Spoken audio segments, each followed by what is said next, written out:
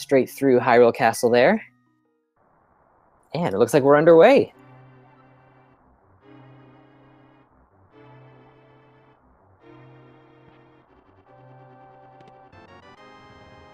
Oh boy, single arrow.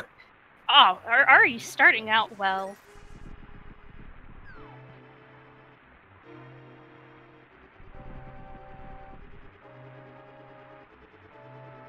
Looks like our two sprites that we have today, Kohrek is playing as Outline Link.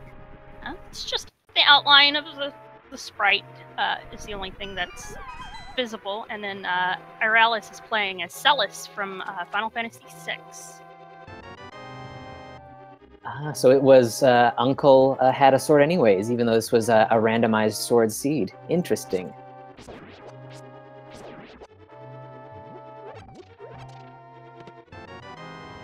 Ooh, okay, hook shot. That's exciting. That's very nice to find early. I mean, once you get that Dark World access, it can allow you to reach, especially if you have right side Dark World access, it can allow you to reach the west side pretty easily with a couple other items, but... Yeah, and you can already see that our runners are making use of the hookshot's grappling mechanic there to kind of propel themselves forward a little faster there, latching onto things. Definitely helps with movement.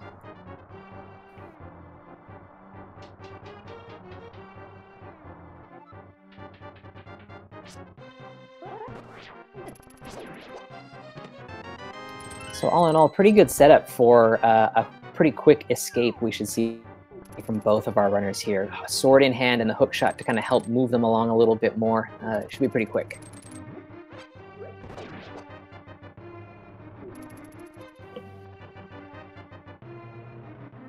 And as our runners are making their way into the basement of Hyrule Castle here, just a quick shout out to our tracker today, Vince Easter, clicking those buttons behind the scenes. Thanks a lot, man.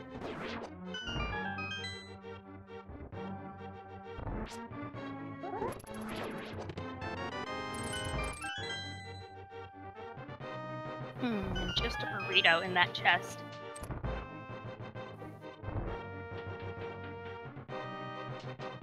Unfortunately, Link to the Past Randomizer always tends to make me hungry because we have burritos and nacho plates, so...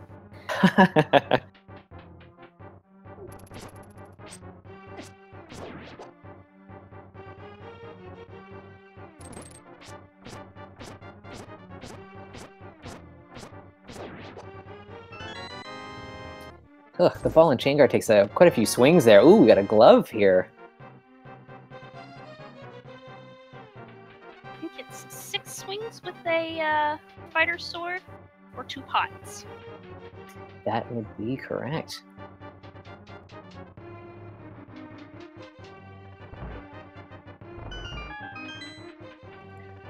So far, yeah, the seed's really setting up pretty well here. The gloves as well, you know, that doesn't give us anything immediately, but it is one piece of the puzzle towards Dark World access.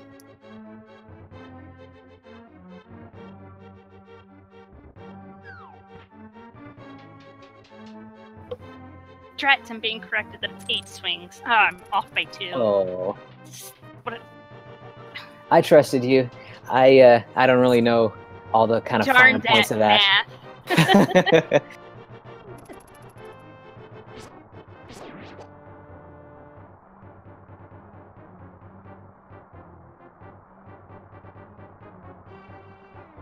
There's still no bomb drop currently, although with the gloves they do have an easier way to access it if they don't find any bombs in the drop packs, and stun prize is only a small magic, so no help on that end either.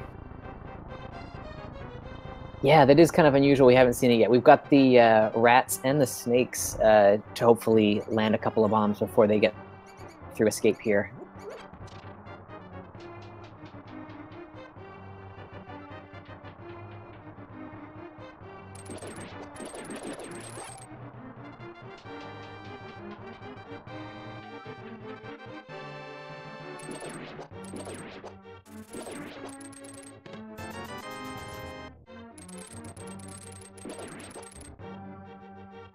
kind of running out of enemies here. Only a couple more rooms to go before we're going to be locked out.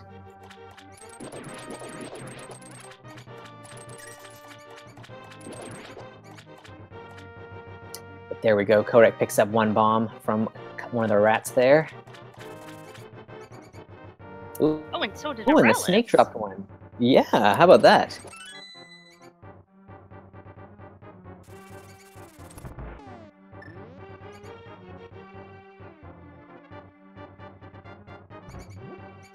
Actually, this is a randomized sword, but we did have a sword at the uncle, so... Yeah, it's a really low percent chance of that happening. Oh, just a bunch of money in the back of Escape here. There was an issue with V29 back when we were doing the standard tournament that had the very low percent of swords, but supposedly with V30 they'd fixed that, so it's now the typical chance of the rest of them. Ah, so they've just kind of evened out the percentages. Nice. Right.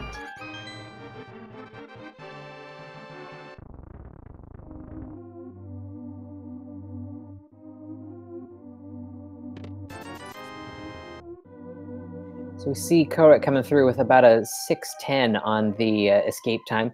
I'm sure he's not going to be too happy with that, but there was a little bit of bomb farming involved. Map check, looks like 3 crystals, and none of them were red. Is that right? I didn't see a red one. Let's see if I can catch it on the Twitch.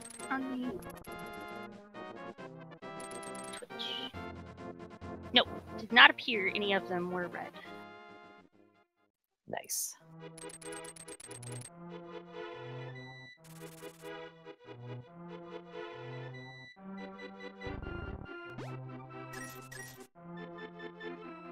Tree pull gives off 5 rupees there. Big 20 in the mushroom spot. Kohrek's not going to go for that. Oh, especially with the tree pull being one of the tree pulls being 5 rubies. Oh, bush crab is giving out 20s there, so that's pretty generous.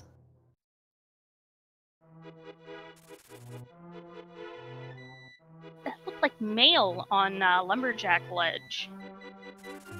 Yeah, I think so. That's probably not going to entice our runners to do Aghanim. Not any quicker than they have to in any case. Yeah, right.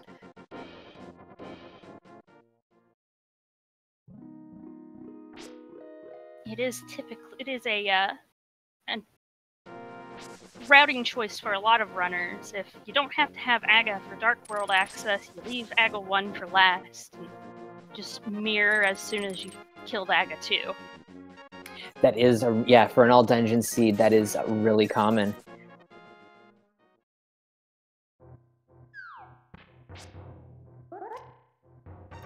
So we see Kohrek venturing up the mountain here. Without the lamp, this is technically a sequence break. At least we haven't found the lamp yet. It could be in Kakariko or somewhere else in kind of like the Sphere 1 locations. So he's got that hook shot. He's thinking that he wants to get over to East Death Mountain and check that area out for sure. You have the hook shot. It grants you access to 7 chests. It's not a bad play. Plus, it gets you the Old Man mountain location.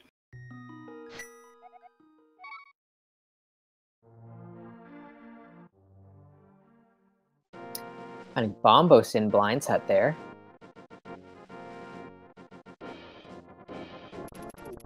And just some more money.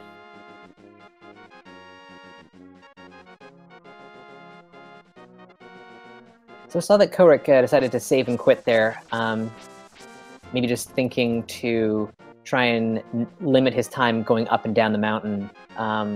It makes sense.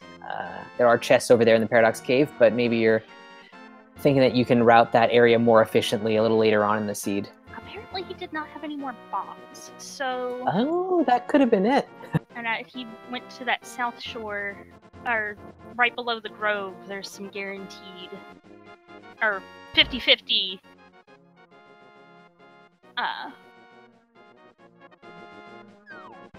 bushes. Yes, yeah, that's what they are, yeah. Right, that's those things, those drops things.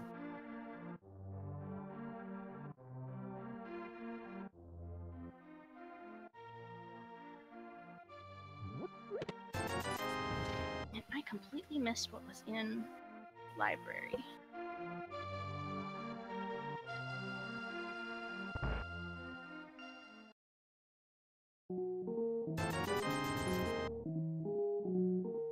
Seed's been Pizza Heart. Oh, thanks, Vince. Seed's been pretty generous with money, so Kohrek opting to just buy bombs instead of trying to find them elsewhere in the world.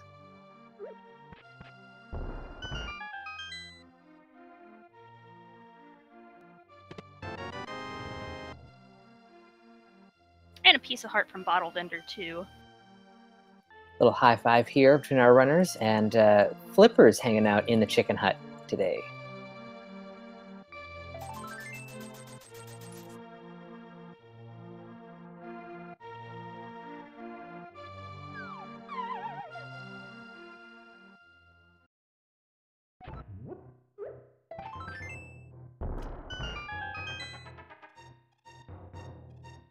So after a pretty nice escape sequence, Kakariko has been a little bit of a bust. The Flippers are probably going to come into play in some way a little later on in the seed, so that's not all bad. But yeah, not a whole lot, I would say.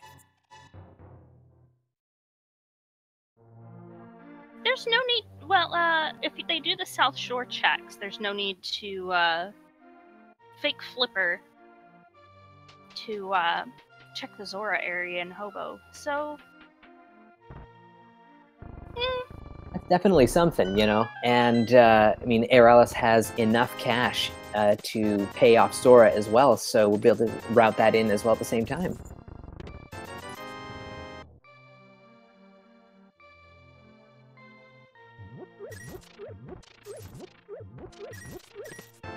But looking at where Aeralis is heading right now, he might be doing the sequence break up to Death Mountain. Whether or not he decides to go to East Death remains to be seen, but he's definitely heading up that way.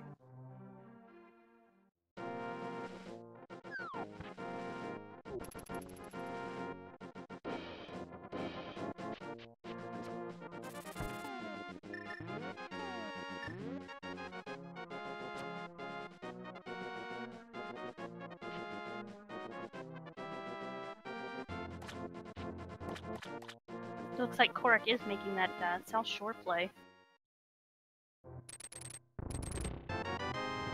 Ooh. Finds the flute. Ooh!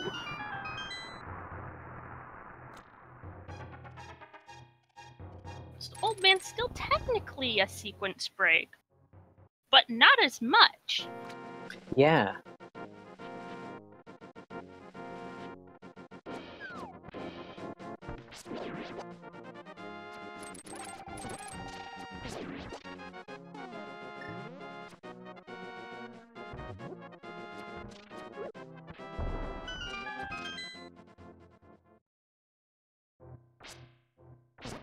So I'm seeing this from a lot of runners these days. Given that there are hints in V30, just going for this Spectacle Rock location blind without even checking to see what the item is ahead of time. Yeah, and for the most part, because of those hints, if the item's a bust, then something in a unique item requires a red bomb. So Pyramid Fairy could come into play. Meanwhile, Kohrek finds the Fire Rod in Mini Moldorm Cave.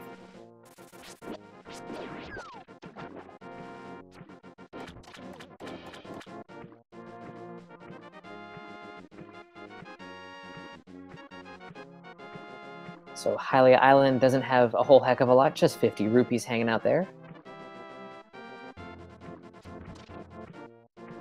For already a pretty rich seed, I don't see them going back to pick that up. Nah, probably not.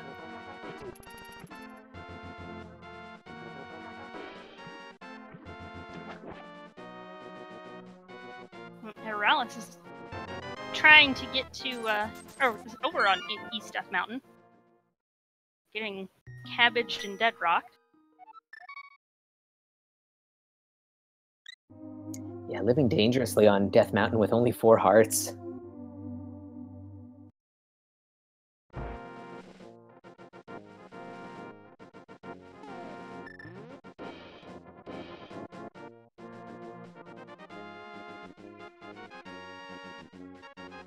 So Kohrek's going to activate that flute immediately, helps him get around the world a lot quicker, so makes sense to activate that as soon as you get it. What are those? I think those are boots.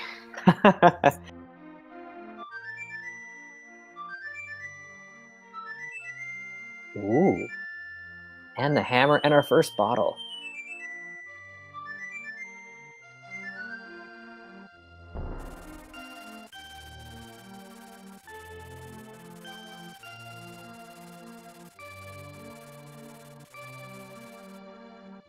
So Paradox Cave really paying off here. I wonder how long it'll take Kohrek to get up here.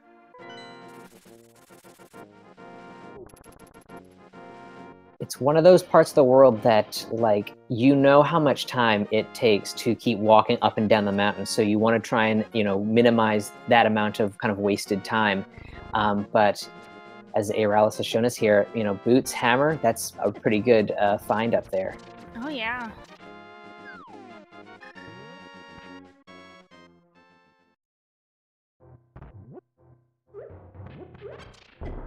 Just 300 rupees on the floating island.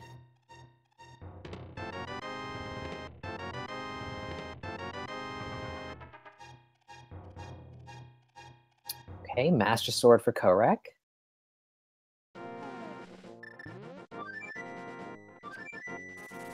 Aeralis is in Tower of Hera, taking advantage of the fact that we have the hammer.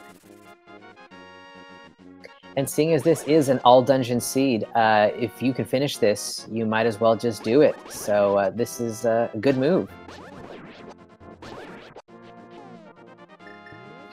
Unique item is in Paradox Cave. Thank you. Yeah, I was just there. Thanks.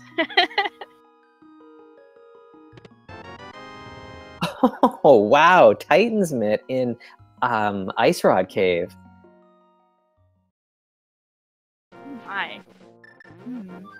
So that's the kind of thing that Kohrek was waiting for. He's now got to try and find the Moon Pearl, and then he'll be able to really minimize the amount of times he has to go up Death Mountain, because he'll be able to knock out East Death Mountain and Dark Death Mountain as long as he can find that Moon Pearl. Right.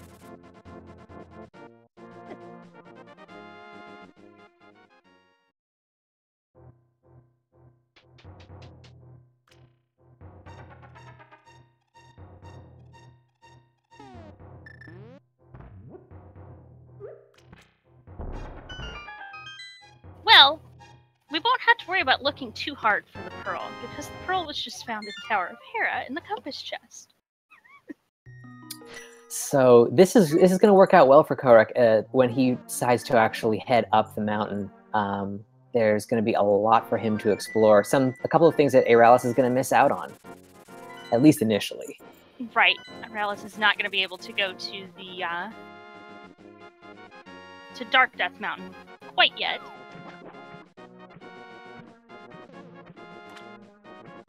While Kohrek will have complete access.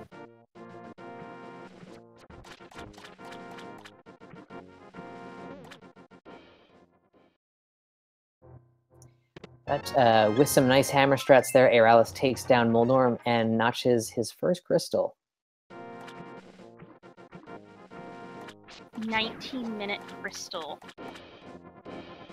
It's always nice to kind of get one under your belt there by about the 20-minute mark. You feel like you're making progress.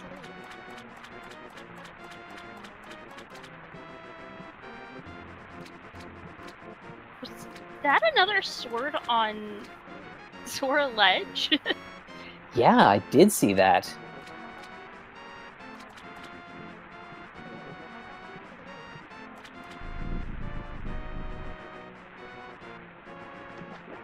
Wow. Oh, Zora, you so mean.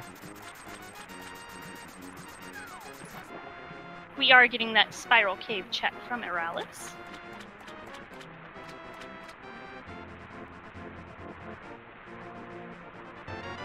Okay, finds the lamp, so that's nice. That's a fire source for him. He hasn't been down to Mini Moldorm Cave yet, so he doesn't have the fire rod.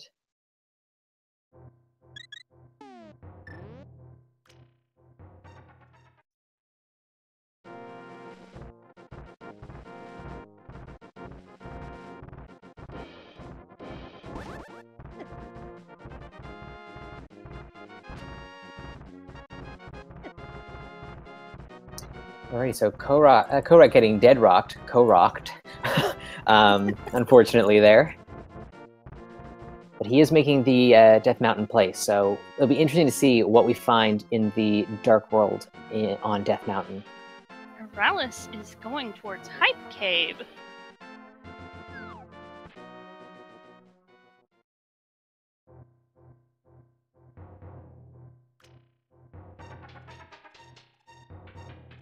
Getting a Bloomerang to start with. I mean, everyone's favorite, the bug net, so, you know, there's that, but really not too much. Some arrows and a unique item are in the pyramid. Okay.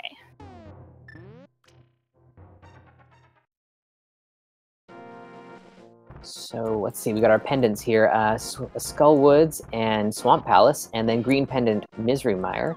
5-6 crystals today are Ice Palace and Palace of Darkness.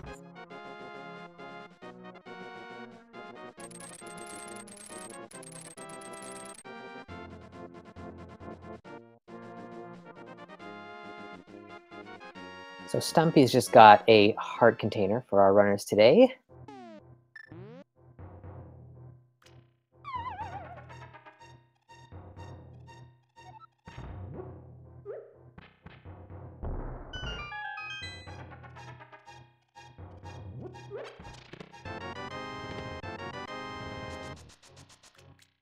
Alrighty, so now Kohrek is going fast, picking up those boots.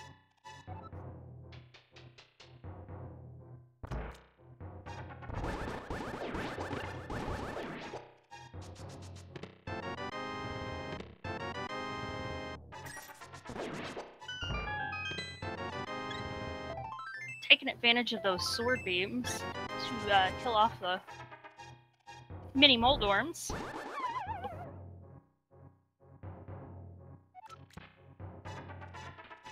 Takes a fall trying to set up the bomb jump there. Come on, Kohrek.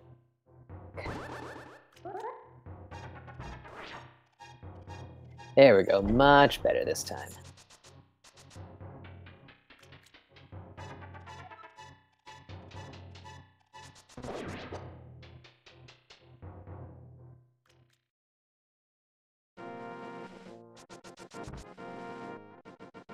So looks like Aeralis is gonna check out Village of Outcasts.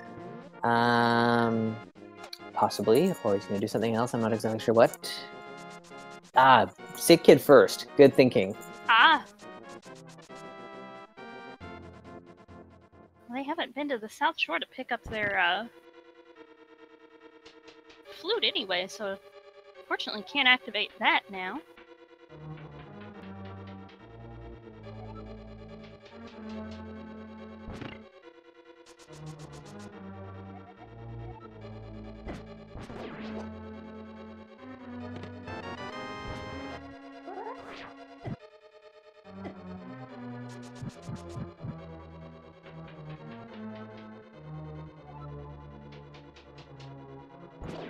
So this is still pretty evenly matched at this point. Kohrek's advantage being that he's going to pick up the Moon Pearl here in Tower of Hera. He'll be able to check out the Hookshot Cave on Dark Death Mountain. If that's not holding anything, then Aeralis really hasn't lost any kind of time due to Kohrek's routing here.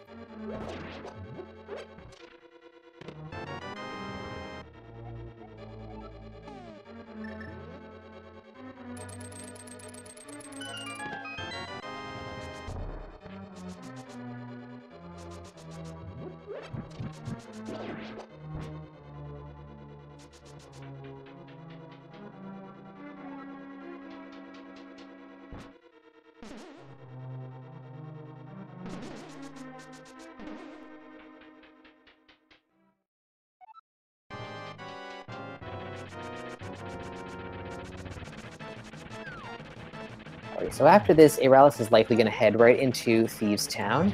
It is a crystal. Not that that really matters in an all-dungeon siege, but it seems like it's a likely play for him next.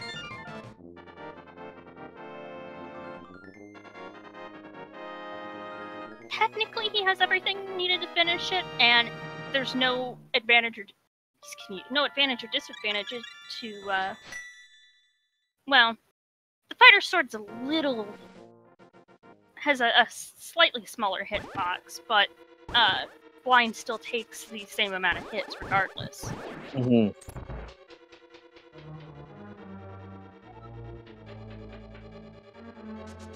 So Kohrek is opting for Hera Basement here. Now, I'm pretty sure that Aeralis skipped this.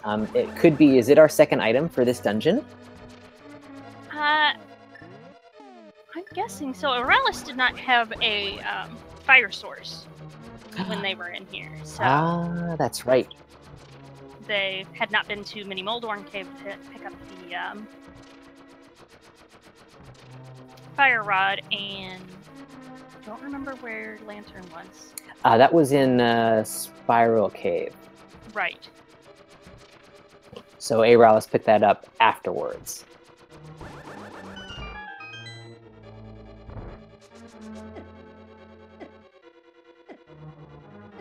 It may be Compass.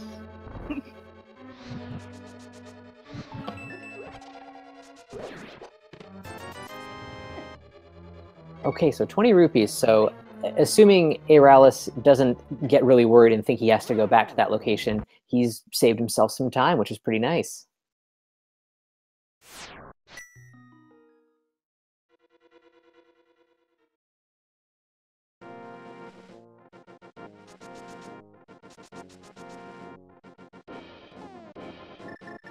But coming up right here is pretty important for how the rest of the seed could go. If there is anything up here on Dark Death Mountain, I feel like Kohrek's going to have a pretty good advantage for at least some part of this seed, because Aeralis is probably not going to want to head back up to Dark Death Mountain anytime soon. Right. A unique item is in Mimic Cave. Was our hint in Thieves Town.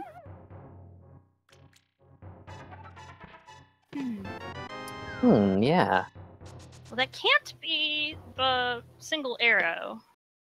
Yeah, we saw that already. I've already seen that.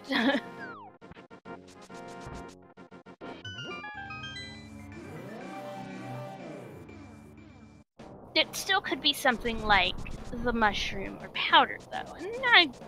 And there are a lot of people that would really enjoy having the powder. So. Yep.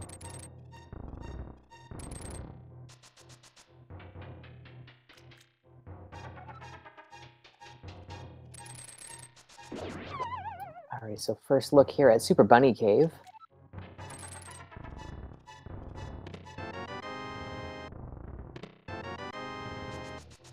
Bombs and arrows, oh boy.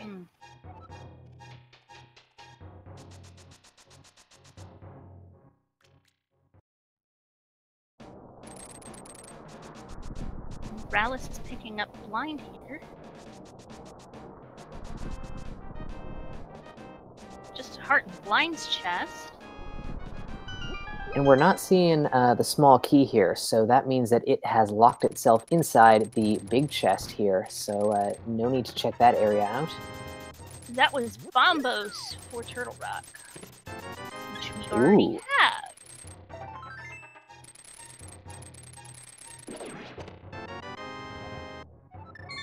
Okay, and a mushroom here in Hookshot Cave. So with the flute, that should be a pretty quick turn in for Kohrek. If he'd like to do that now, he might. Or maybe hold off a little bit later. Aeralis doing a nice job here on blind, keeping him on script for the first little bit here. Yeah, pretty solid fight.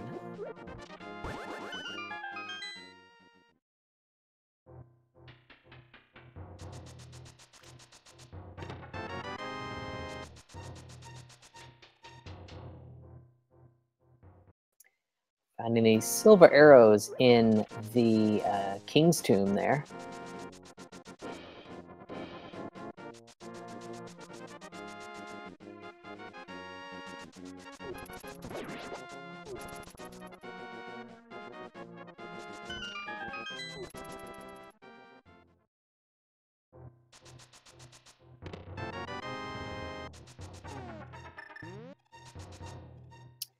Okay, so 10 arrows in Bonk Rocks there, so nothing at all to speak of. Let's see, Aeralis is heading down to South Shore finally. So we have Flute down here, and also the Fire Rod.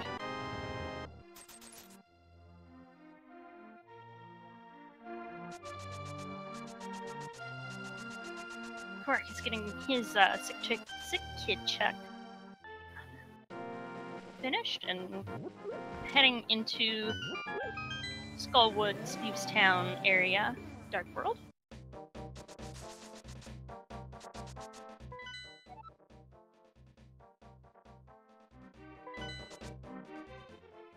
Just a little bit of divergence here. It looks like Kohrek is going to go for Skullwood, seeing as he already has the Fire Rod. And, I mean, a Tempered Sword makes that Mothula fight a little easier as well. So he's going to do this dungeon first. Oh, yes. They're both pretty easy dungeons to finish quickly, so... Yeah, even though Aeralis wasn't able to get over to Skullwood's first time around when he checked out Village of Outcasts, it is, you're right, it's a pretty quick dungeon, so he'll be able to zip back in there when it's a little more convenient for him.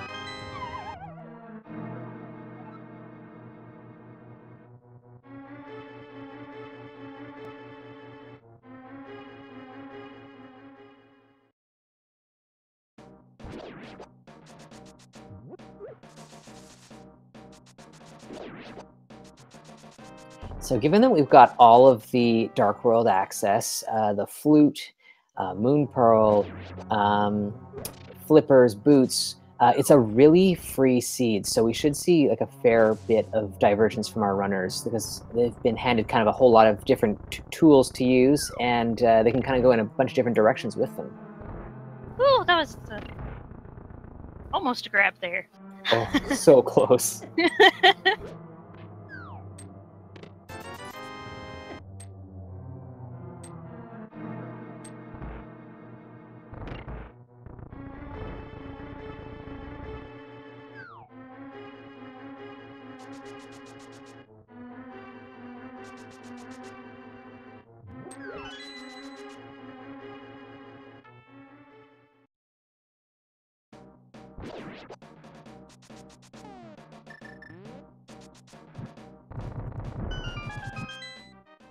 So Aeralis is doing a couple of the checks that we saw Kohrek do earlier. So I think the only thing we'll get out of any of these water locations will be a sword upgrade for Aeralis over on the Zora Ledge.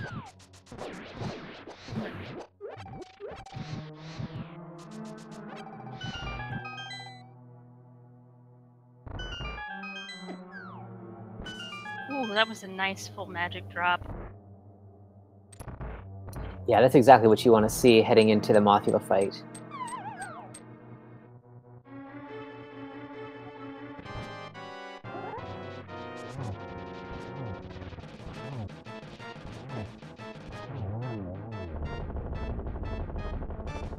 Making that Mothula fight look so easy, Kohrek takes him down. That's very beautiful. And getting the big key.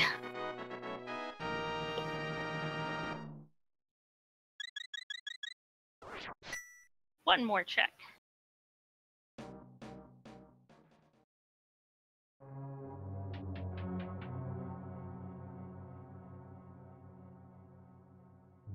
In addition to this chest down here under the bridge.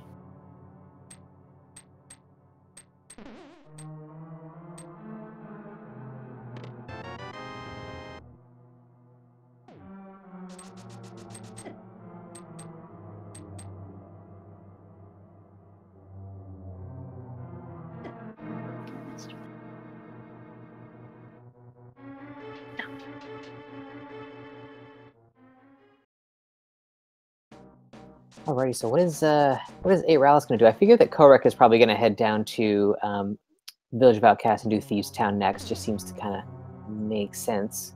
But Aeralis has got a couple of options. Looks like he might be thinking, oh, he's going to check King's Tomb now, it looks like.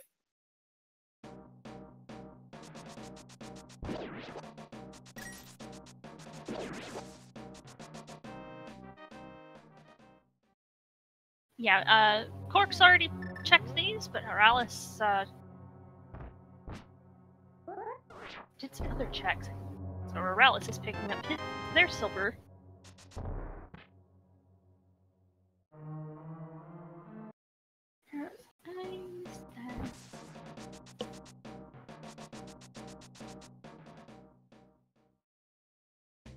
All right, so Aeralis heading back this way is definitely thinking he's got that fire rod now. Oh, he's going to activate his flute maybe first. A little swerve there, just as I thought he was going to be heading towards Skull Woods. But yes, let's activate the flute. Good call. Bumper Ledge's Quake. Alrighty, so worth checking out what our Meyer medallion requirement will be. Right now, we don't know what it is. And Kohrek. Well, actually, both of them could easily check that.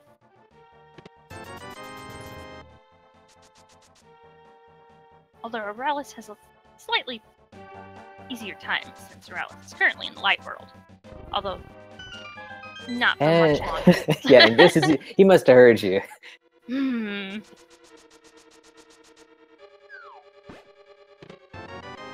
Why go to Misery Mire when I have Skull Woods that I can complete? Yup. I don't blame you.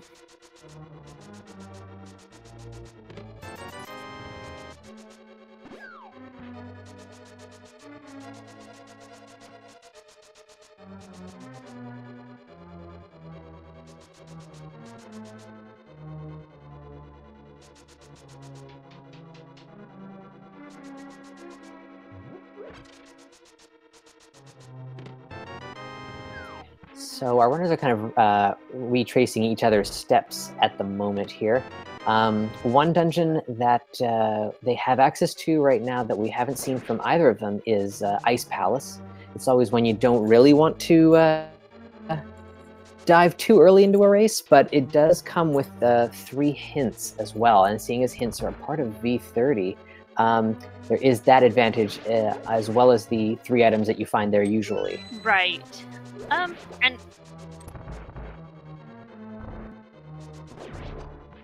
10 hearts.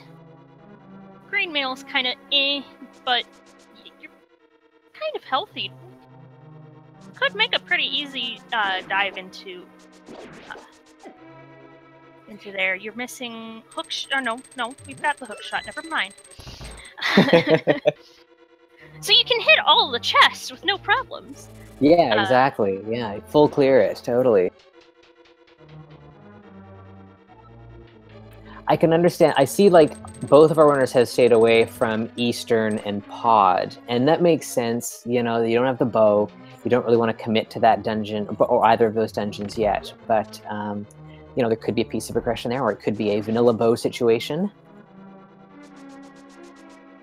I mean, just yesterday there was at least one run where the hammer was in the basement of Pod. So Ooh. it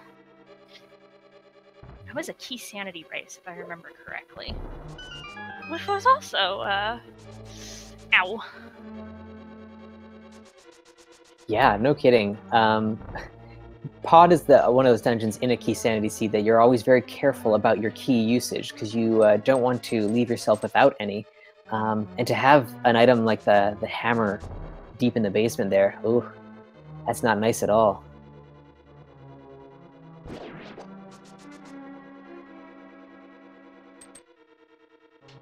I think there was another night that had the hammer on the bow locked side. So you could easily have skipped the key in the center. Ooh, yeah. You didn't know until you got there, so Aeralis is having a little bit of a harder time on this moth fight. Master Sword gets him down nonetheless.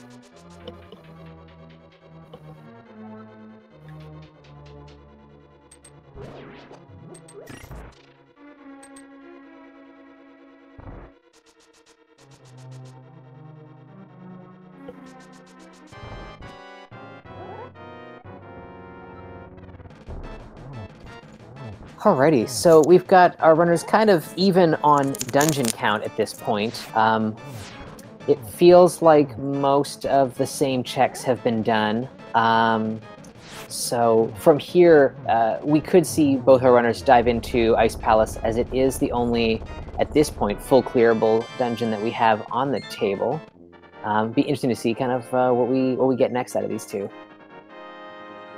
We could also see them head towards the Misery Mire area to at least check the medallion requirement and the Mire Shed. Good piece of info to have, for sure.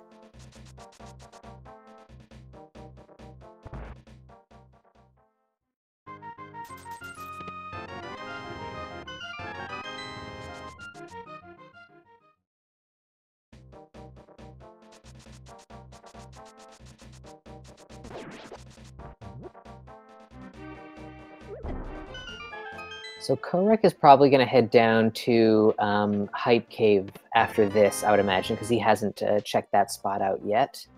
But after this big chest pickup here for Aeralis, he's going to be kind of in new territory for the seed from both of our runners. So we'll see. He might get tempted by maybe Dark Death Mountain.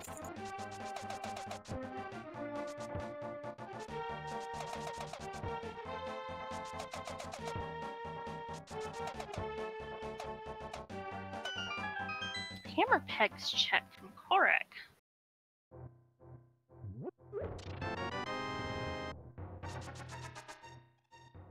Oh, that's a really nice find. Indeed. That gives us Turtle Rock access.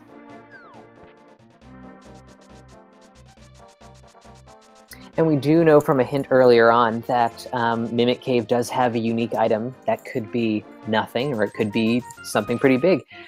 And I always find that when you've got access to go into Turtle Rock, I mean, why not go for it? There could be a lot of value in there.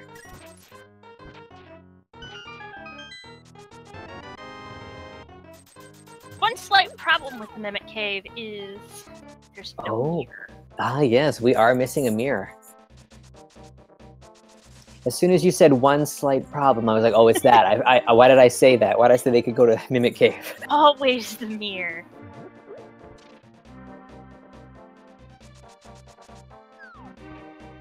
I have definitely had times where I've accidentally said that they have full access, and they did not have Cane of Samaria. So, I understand. So what I think we might see Aeralis make the move up towards Turtle Rock before Kohrek does, seeing as Kohrek has already done those Dark Death Mountain checks. Aeralis hasn't, and then he might get a peek at Turtle Rock and think, maybe I'll make the play, seeing as I've come up here. Right.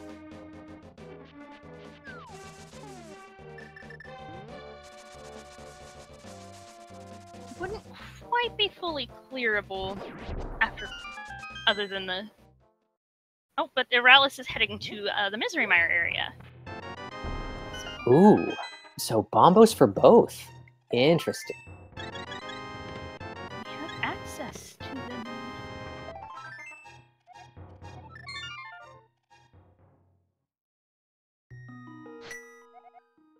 So, I mean, seeing as he's right here, Aeralis might just go right into Misery Mire, and it looks like he is. You? No. Aeralis picked up the cane. Yeah, yes, he did. Just yes. Just saw it in the menu. So, yeah, that's everything to beat it. Kohrek is turning in the mushroom.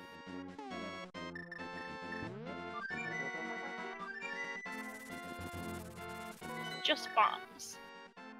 And he's going to let the mushroom be there. He's not going to do a hard reset for any fake powdering. So neither of us have come across powder, so we don't know what that might be. We'll have to wait and see if it turns out to be anything. But I don't know, not a bad play to just forget about fake powdering.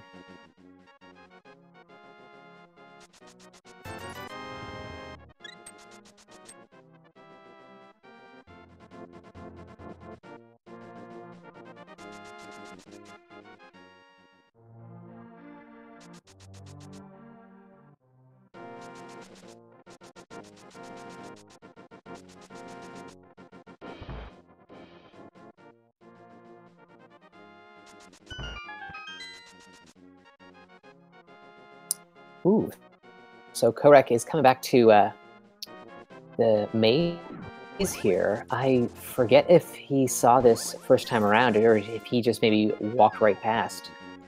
He's going for a little bit of a safety there. Okay. Seeing as our other male upgrade is hanging out on Lumberjack Cave, might as well grab this one, seeing as you can.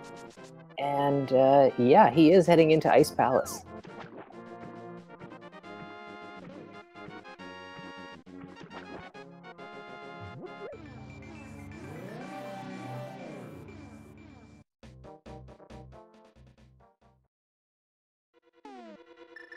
Big key in the compass room there of Misery Mire. Oh, I just missed the first part of that hint for West Side of Swamp. It looked like cash was one part of that. Bottle and some cash. Bottle and some cash. Okay, so our runners are definitely going to skip that.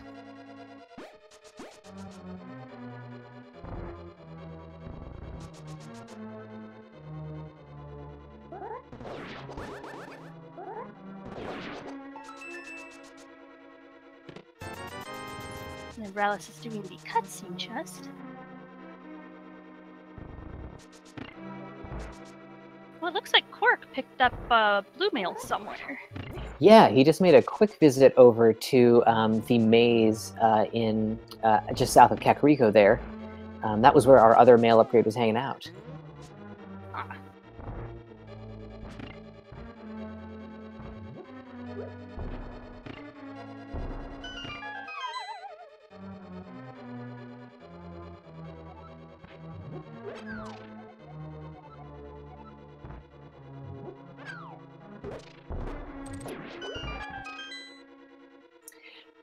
So we're seeing two different dungeons being taken care of here by our runners. This seed has been really free, which has given our runners a lot of kind of options as to where they want to go. And, you know, we're not really finding too much in these dungeons that is, you know, really giving either player a huge advantage, which is nice, I guess, for like from a competitive point of view, or from a viewer's point of view. Our runners are still pretty close to one another. But yeah, not a lot of progression in the dungeons themselves.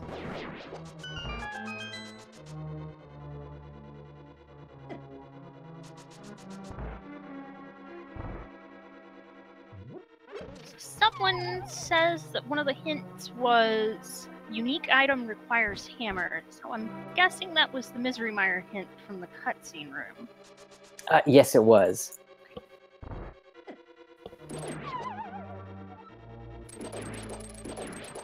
That one always feels like such a weird hint. Like, there are so many things that require the hammer. Yes and no. That's true, I guess. The hint system the hints are generated before the seed logic is done. So the hints actually have to cover all the different variations and modes. So because Randomizer has some things that are, say, that since the bow enemies aren't necessarily there in their rooms, then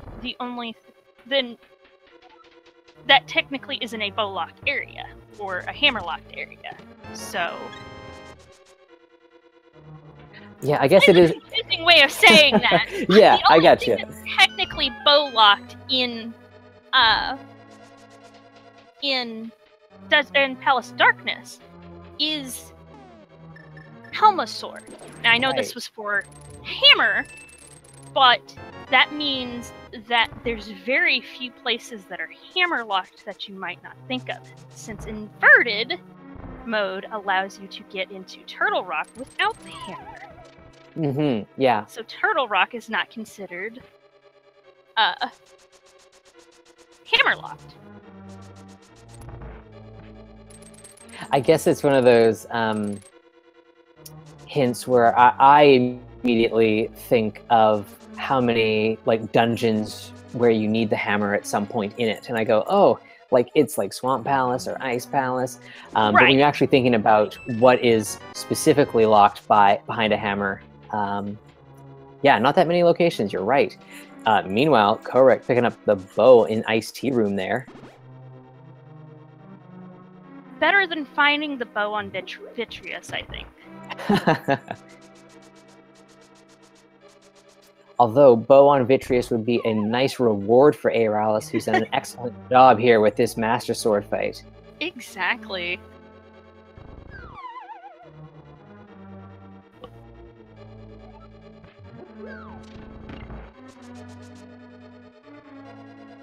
So I think the good thing for Aeralis here is that Misery Mire has not really given him anything to send him in any other directions. So Ice Palace still kind of remains on the table, and will, at least he'll think about maybe heading down there to pick up his bow soon enough. Right.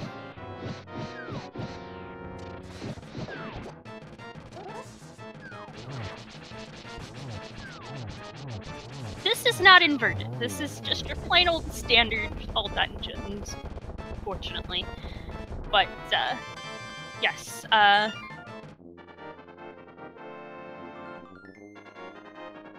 inverted and standard are quite a bit different.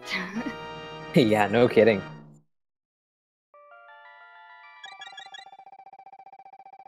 And both are got their crystals right about the same time. Yeah, so where to next?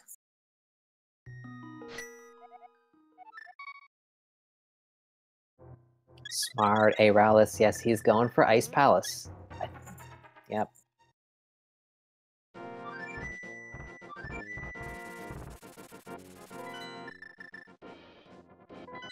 have a feeling Kohrek might be heading towards Pod Eastern. Once you've got that bow, it makes a lot of sense to go for it. Right.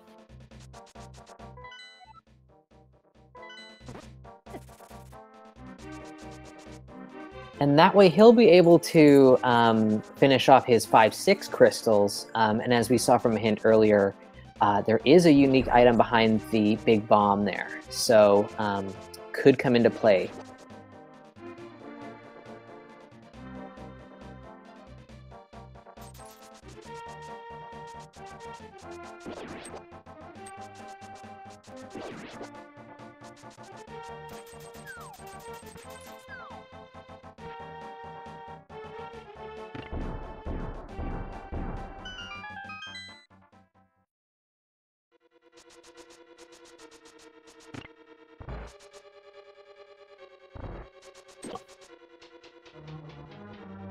Alrighty, so Kohrek is showing us something new here. We haven't seen any of Pod yet.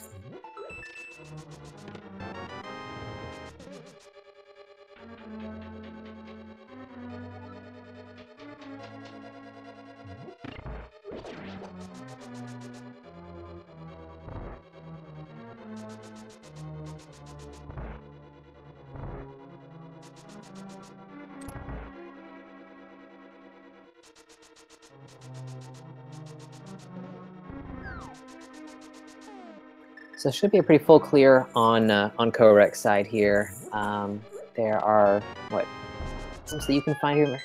Six or 5. 6 keys. 6 keys, yeah.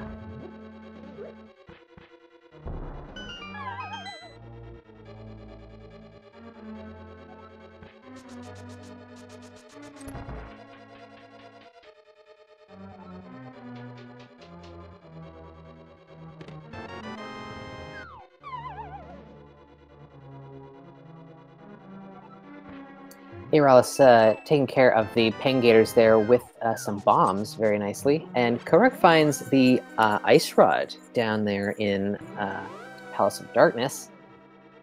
Ooh. That makes Turtle Rock completable now.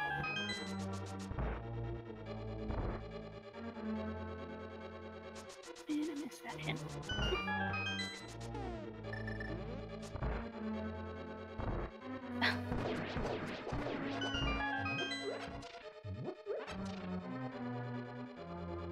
It was just a hookshot hint.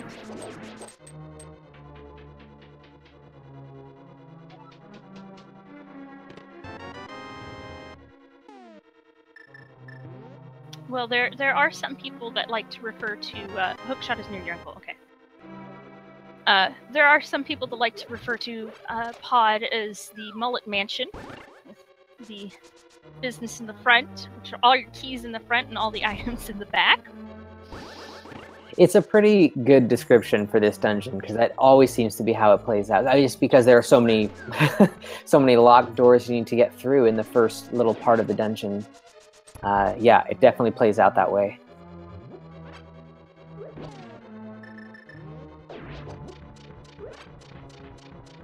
So Aeralis has decided to head right down to the cold stair fight. I'm hoping that he remembers that there is still at least one item that he hasn't checked yet, and he does need to dive back into the dungeon.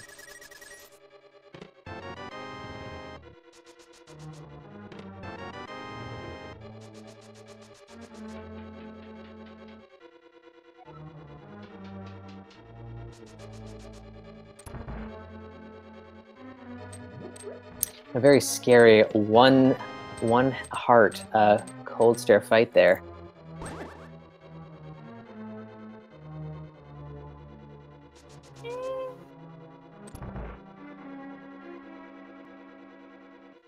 But he emerges victorious. Got it. Ooh.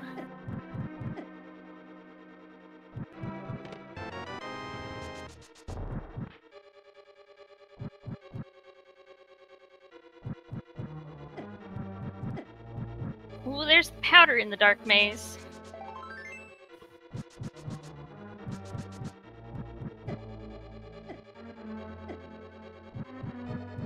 Kohrek is setting up for a death warp here, but with so many hearts, it's taken him a little while to actually whittle down his health. So many hearts in that blue mail. It seems that Aeralis did indeed remember that they had that item.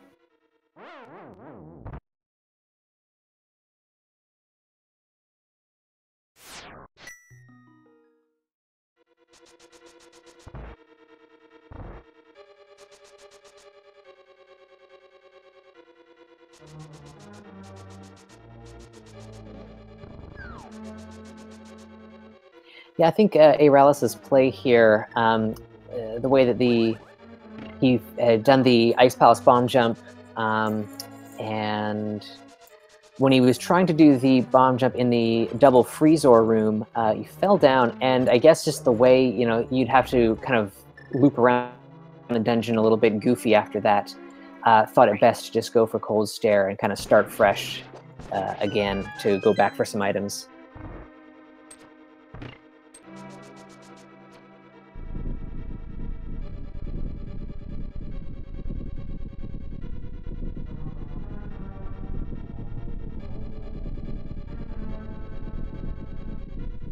Kohrek is making their way through the lovely cutscene in Palace Darkness.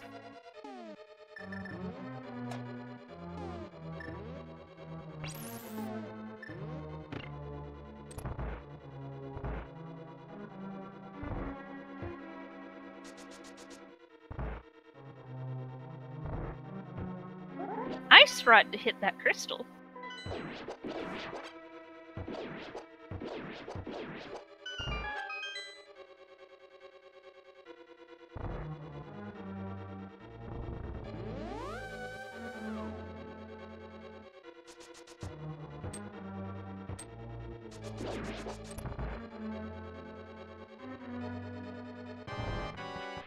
Alrighty, into the Helmasaur fight.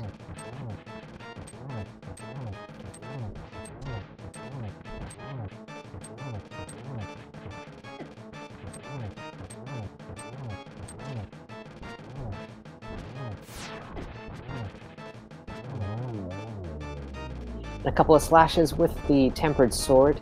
Often you see runners skip over and to use the silver arrows, but you know, it's just as fast sometimes to just swing your tempered sword there.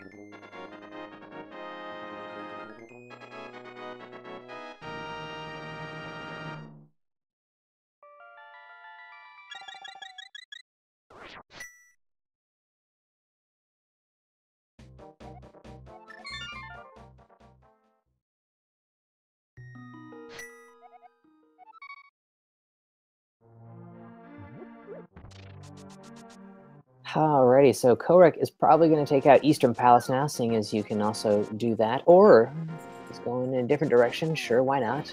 He's doing his big bomb. 5-6 crystals there. Makes sense. Probably why he went for the pod before he went to Eastern Palace in the first place. Then. Yeah, I was definitely thinking about that hint from earlier.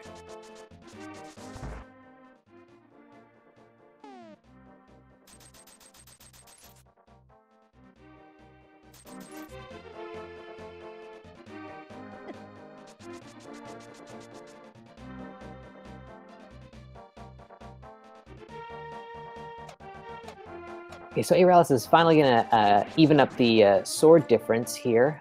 He hasn't been to Sarsapalla's hut yet, so is going to pick up his tempered sword now.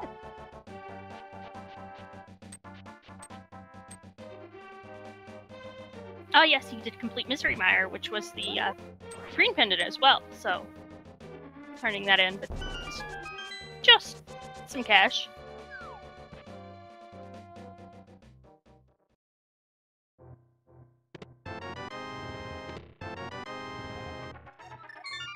That's a pretty good unique item to find there, the Book of Medora.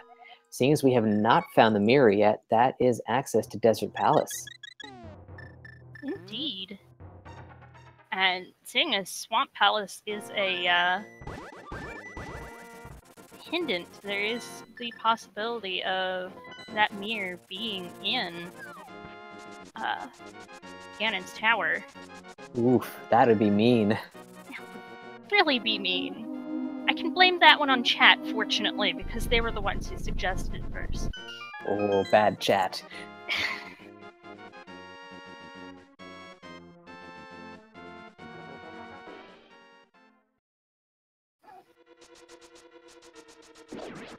So Aeralis is opting to do Eastern Palace first here, something that Kohrek has not done. So we're getting a little bit of new info here on his side. Right.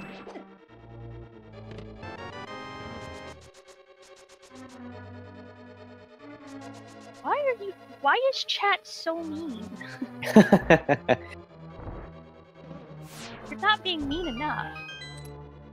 GT big, it's Mir's gotta be in big chest.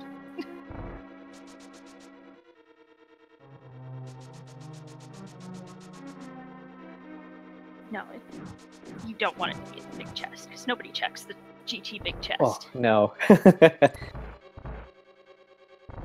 Armor requires the boots.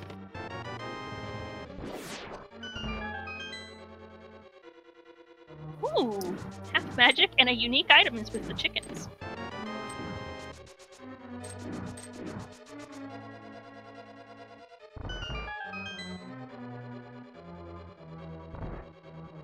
Yeah, half magic is always a nice find. For a runner like Kohrek, it's not a make or break in any run, but it allows you to be a little more liberal with any of your magic items, so always a nice pickup.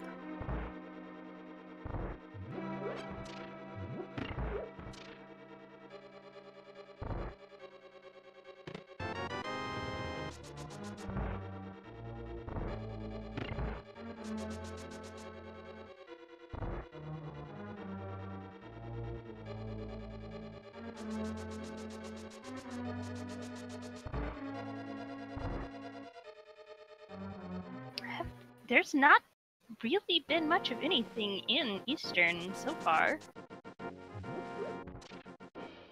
Yeah, it's a little too bad that there isn't something hanging around for Aeralis to pick up that might help him I don't know, it feels like the tide is kind of turning in Kohrek's favor at this point. So it'd be nice to see Aeralis pick up something to kind of move him along a little faster.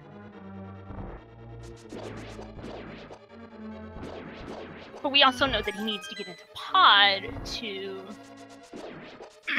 excuse me. To pick up that 5/6 crystal. So... Mm-hmm. Likely what he's going to do next, I would think, is after finishing this one off. Oh, just missing that red Ivor. I almost called him a mimic.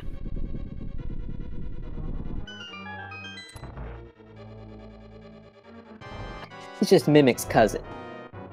Right. He's the light world mimic.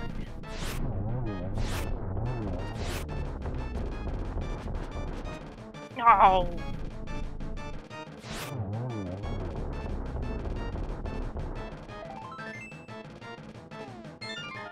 So we've got some boss kill near sync here. Two very easy silver kills.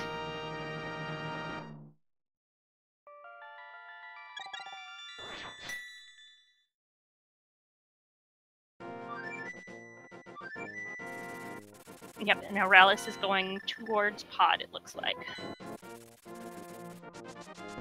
Well, Kohrek is going into Eastern. Okay.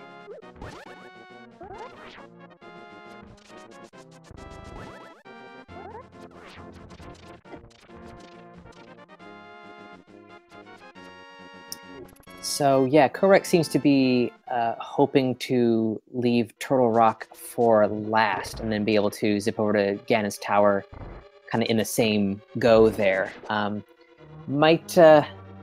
don't know. I feel like Turtle Rock is probably a dungeon that might have one of the missing piece of the puzzle here, that mirror. So we'll see what happens here.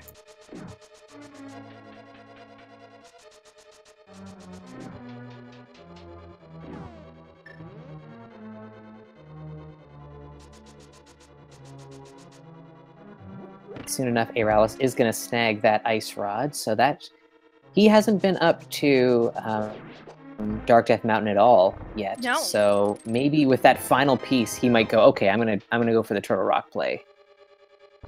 Yeah, it's gonna be interesting whether he does Turtle Rock first or Desert Palace. Mm-hmm.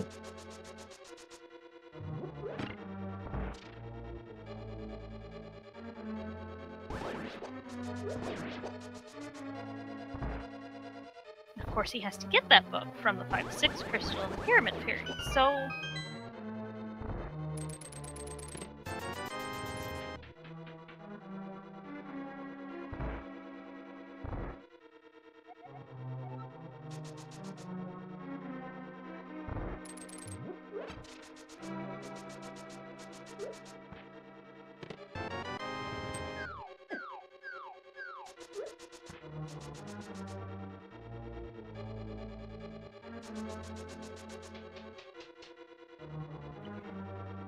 So yeah, as our runners are kind of once again running, kind of following in each other's footsteps, or just a quick shout out to our tracker Vince Easter for clicking those buttons behind the scenes. Thanks a lot, man. And yeah, if you haven't already, you should maybe give these runners a follow. They're part of the top 96 here in the fall tournament, so they've worked hard to get to where they are, and I think they deserve a little bit of love.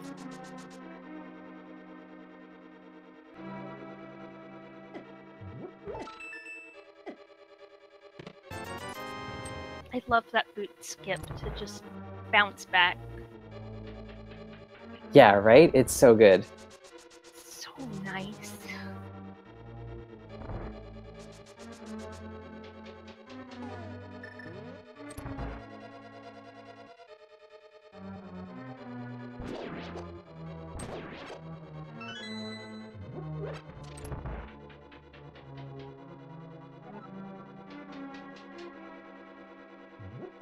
Alrighty, so once Kohrek wraps up Eastern Palace here, he's going to have a bit of a decision to make, whether he goes for Misery Mire or Turtle Rock first.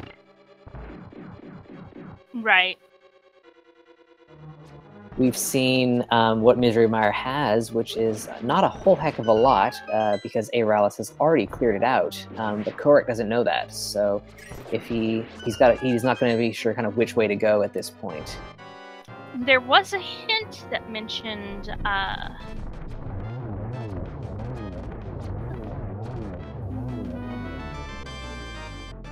no, I might be wrong on that. Never mind. Ignore me. Too many hints and too many games sometimes. Yeah, there's a lot of hints to keep track of. I find that I read some of those tiles and then like it just goes like right out of my brain immediately afterwards. What did I just read? Let me read that. Sounds like he's going towards Misery Mire. Yeah, he's definitely holding out on heading up the mountain again. So, and plus he hasn't been over to this part of the world yet. So he's got the Mire Shed and at least only the Mire Shed to check before heading in.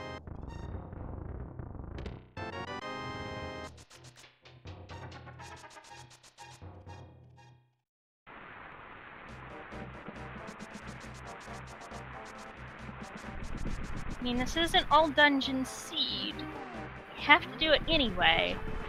But I only have to make one trip through up to Death Mountain, then that definitely counts for something, you know, like that's a time saver to only have to do that once. So it's definitely the what we're seeing from Kohrek here, I think, is he just doesn't want to commit to that just yet.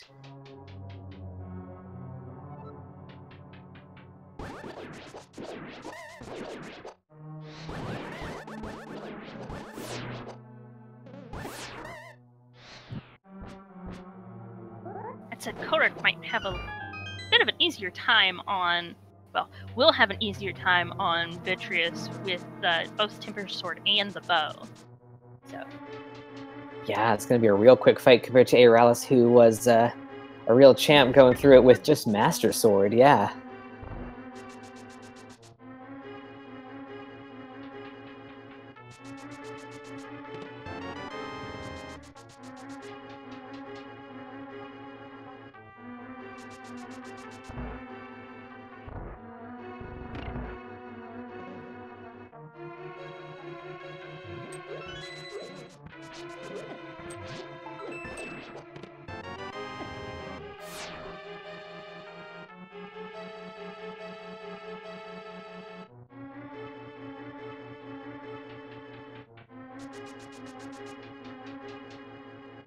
Alrighty, so Aeralis in no time at all is going to be down in the Helmosaur King fight.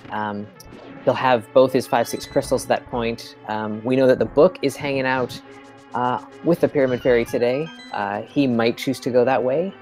He might also go for Dark Death Mountain.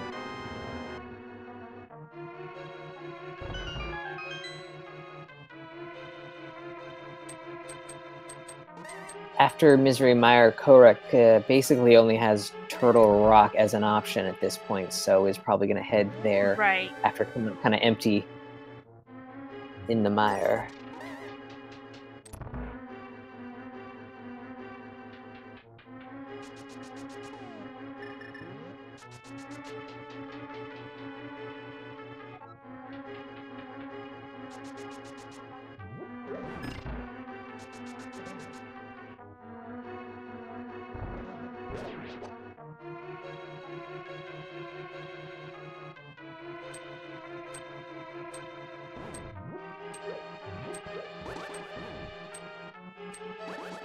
There's a lot of possibilities for that.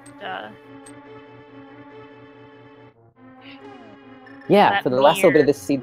Yeah, it's still a huge question as to where that might be. And I'm seeing a lot of chat that's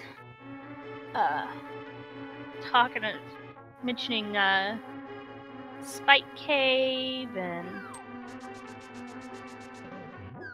And we saw people talking about GT earlier, which is a possibility. You can, because we can finish Turtle Rock off. That would be the last crystal.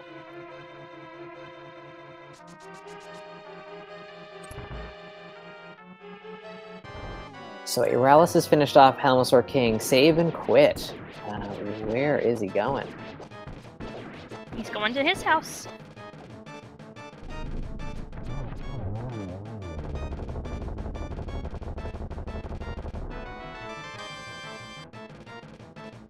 So he's also remembered that hint about Big Bomb. So that definitely motivating this next play here. He's going to pick up the book. Sorry.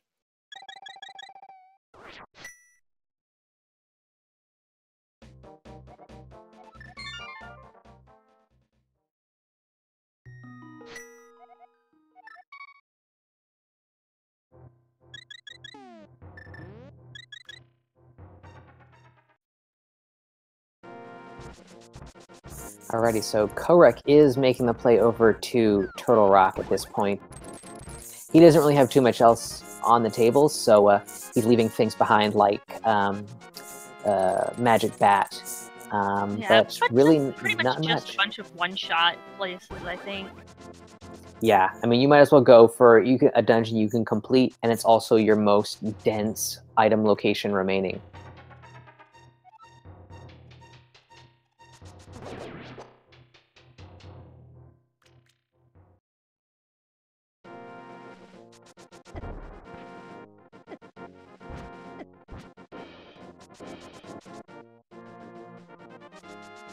Alrighty, so Aeralis is gonna find the book here. Probably gonna go immediately to Desert Palace, I would imagine.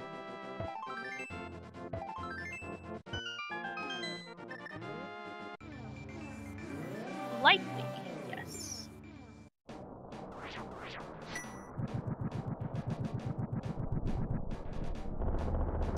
Meanwhile, Kohrek lights up Bombos and is making his way into Turtle Rock here.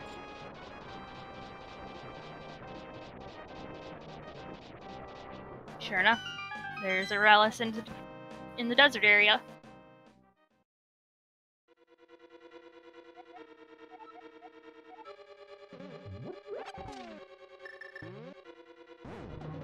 Just some cash from the purple chest.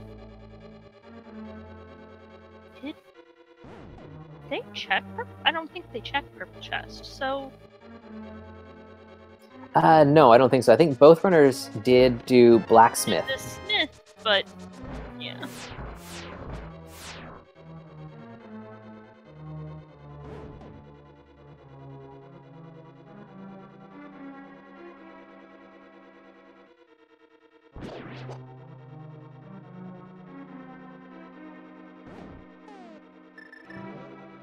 Yeah, the way the seed is gone, it's just given you so much to actually complete dungeons with that you do tend to orphan a couple of those kind of out-of-the-way one-off locations. I see in chat there that we also haven't seen Catfish, which is not surprising. It's an out-of-the-way location, and we've been given so much.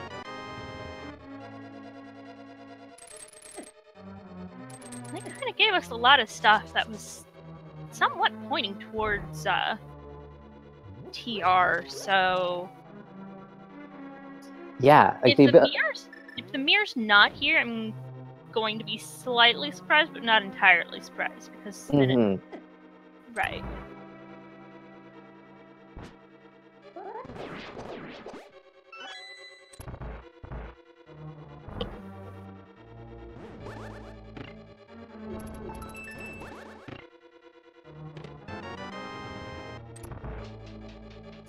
Oh, right. Kohrek finds Blue Cane of Brian. So that's our first invincibility item. So that will put Spike Cave in logic. And technically puts Laser Bridge in logic, too. Yes.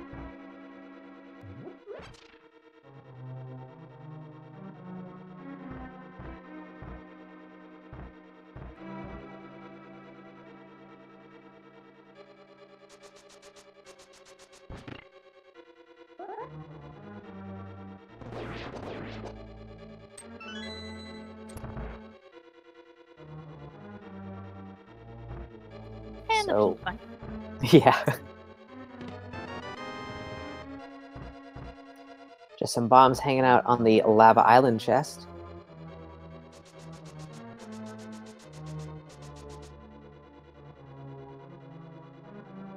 There's a lot of sprites in Link to the Past Randomizer, and I love almost all of them. And they all have some really good bunny sprites for the most part, so... Yeah. It's like a whole... there's a whole like other development wing of the whole randomizer community. Is like there are people that are dedicated spriters, and that's why in V30 there are so many to choose from at this point. I believe there's 130 total, or around that. That's point. a lot. Kohrk's trying to go into there's our mirror. Perfect. So like you were saying, everything was kind of pointing towards Turtle Rock having something, seeing as we had the access, and sure enough, mirror was there.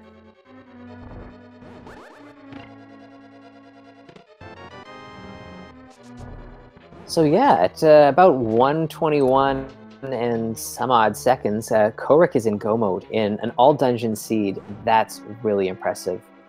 Really, really quick time.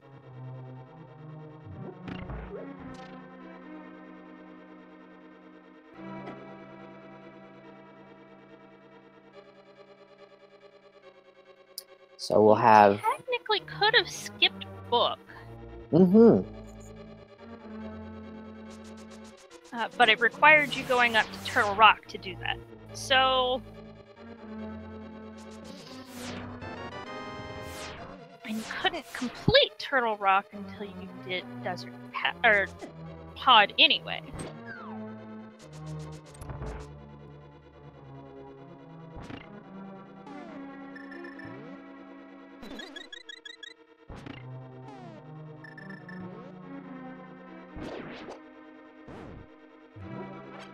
So Kohrek, opting for a little safety there just to powder the ferry. Having not opened the little escape route there out of the bottom of Laser Bridge, you're a little bit more cautious when you're heading into the Trinix fight. You don't want to die and get sent back all the way to the big chest. Kind of a walk. A little bit. Just...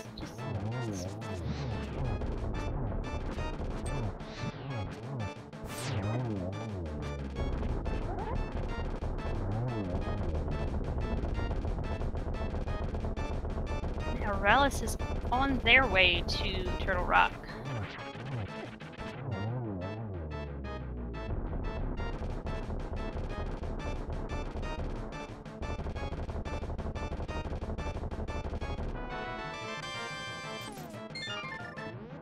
So yeah, this gives us a good idea of kind of where, what kind of a difference we're seeing between our two runners here today.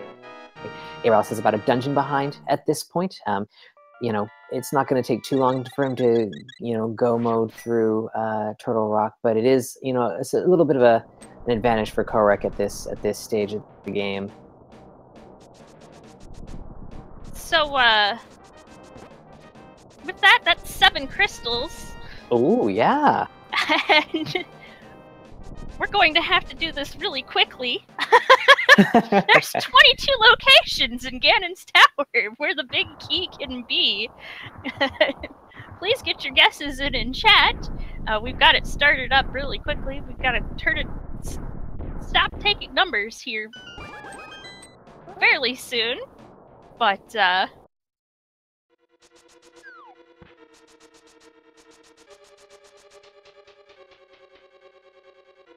Where do you think, Sabo? Okay, it's not going to be in number 1 or 2. I know that for sure. Let's see. I usually guess like around 10. That's my usual guess. What do you think? I personally like to go for Bob's chest. Our favorite glitched anti-fairy sprite has a chest. We call Bob, and we call the Anti-Fairy Bob. And there's a chest there. It's right above Armos Knights. Tends to be, I think it's 8 if you go right side only, and it's 17? No, I'm off on that. No, I might be 17? right. Yeah. If they do the Hope Room, which is the first 2 on the right, and then go left side. Yeah, I think the way that Kohrek has done this, that chest would be 17. Nice. Maybe 18. I don't know. I don't know anymore. I can't count. 18. 18 for Bob's chest with full right. Okay, so I am off on my counts. Somehow.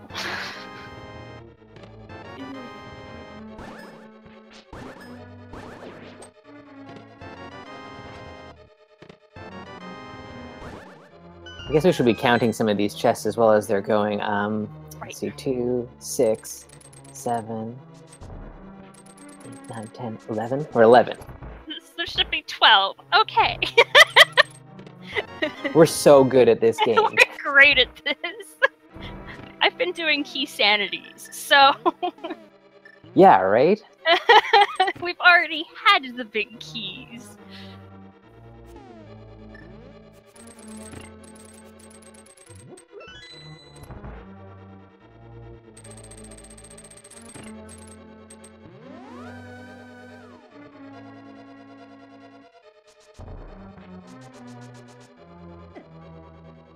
This should be 13. Ooh, butter sword.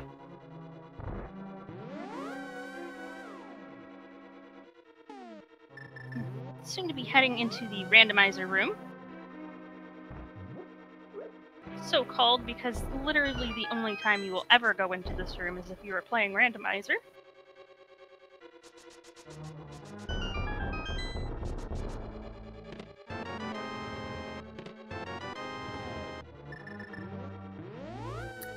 Alrighty, so there's our big key. What is that? Number 15? 15. I'll see it in a moment because I ended up missing it. 14. 15. Yes, I believe that is indeed 15. Whew. Well, you got the count right when it mattered.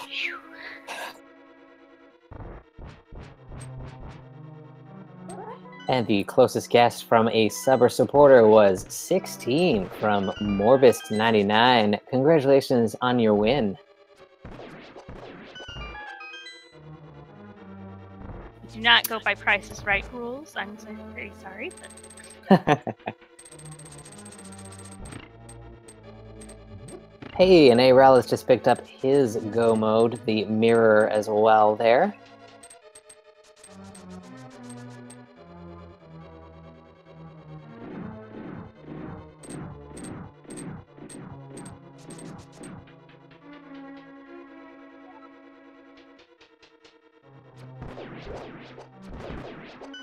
So Kohrek is into the gauntlet now, making quick work of that first room there.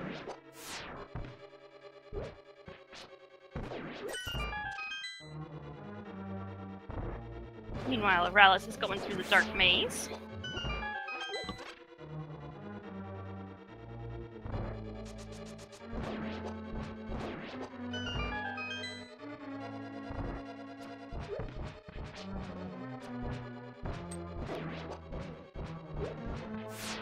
Pretty nice and clean through most of the gauntlet. However, this last room causing a little bit of trouble. It's often a little easier to switch out to Fire Rod in a couple of the rooms, but that last room in particular. You get a lot of splash damage from the Fire Rod shot that usually hits that stealth post no problem. But just a minor issue here for him. All these Lamb Molus misses, though, that's a little uncharacteristic, I'd say.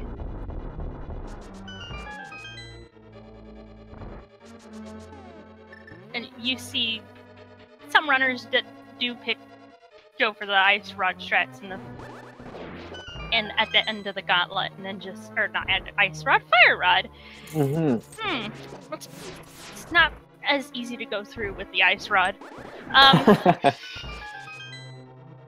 They go with the fire rod strats and then use fire rod on Landmala 2s. So, but some people prefer silver strats on Landmalas instead. So. I'm not good with either of them, personally. It takes a lot of practice to get those kind of boss fights down to a real science. Yeah. I mean, these guys make it look so easy. They really do. And there's Aeralis grabbing their crystal from Turtle Rock.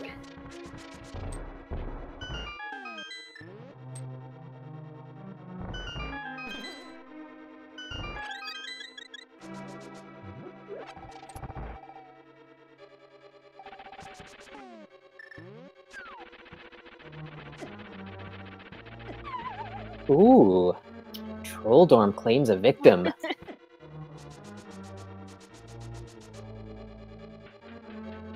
And onto spikes.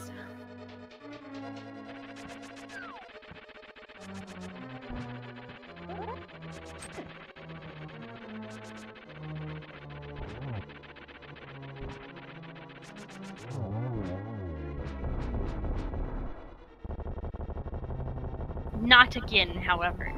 Nope.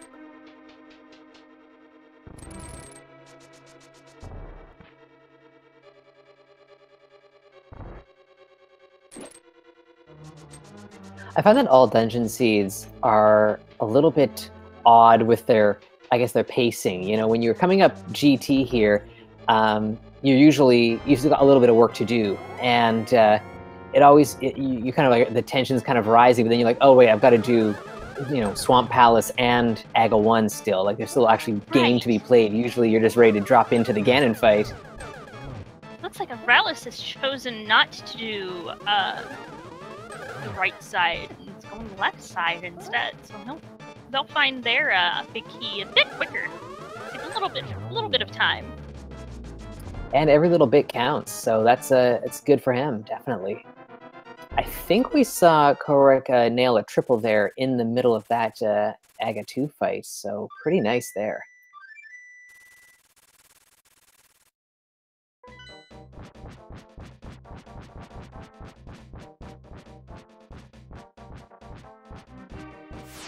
One, 3, 3, 1.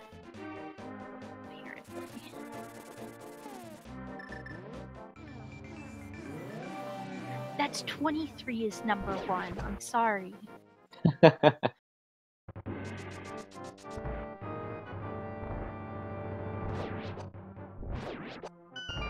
Okay, so Kohrek is going for the Aga 1 play here first, leaving Swamp Palace to the very end of this seed.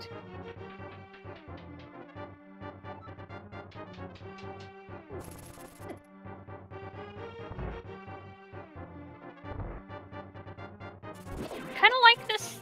I think this works out a little bit more because with Aga 1 finished, he can just mirror back, start from Link's house, and then complete the swamp, and then save and quit in the Dark World, and be right there on top of the pyramid from that save and quit, since he has the mirror. Yeah, that is exactly what he's doing. That's just such smart play on his part there, to think ahead that way. Right.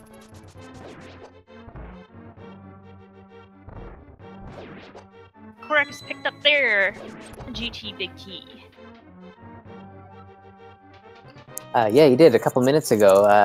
That was Aeralis who just grabbed his big key there. I say the wrong name. I will blame my cats because they have been trying to get my attention the entire the entire cast. So that's what they do. Indeed.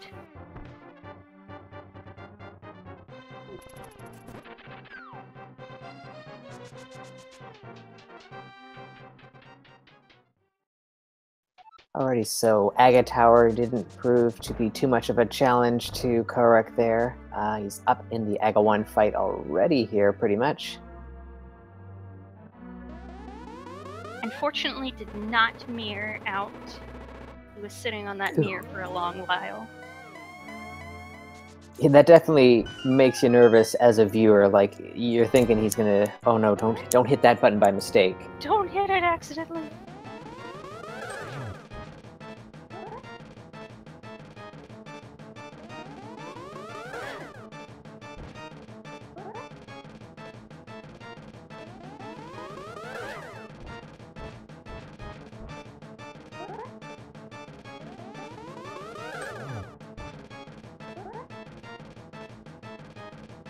You've got people guessing blue balls.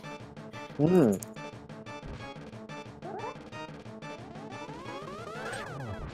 I apparently can't count anymore, so it doesn't matter. I fully admit to being very bad at counting, so yes, I have no idea what number we're at right now. A bunch. 1? Maybe? Maybe 2. I might be behind, though.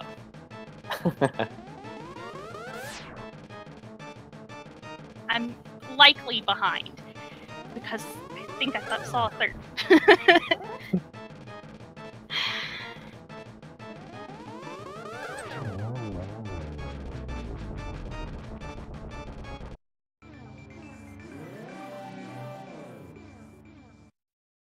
But Kohrek has Aga 1 down, so we don't need to worry about blue balls anymore anyway.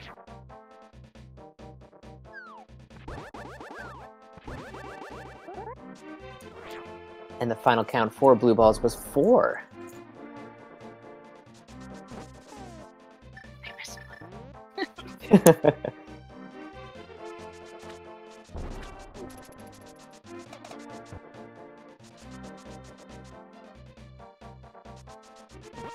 Not doing the save and quit.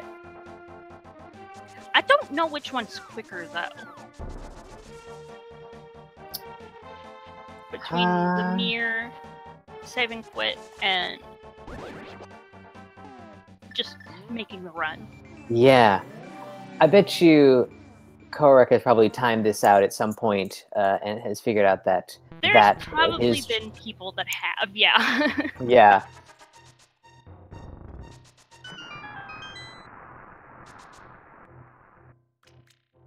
It feels like the time spent using the mirror, then fluting, and then having to, reactivate or activate the portal there.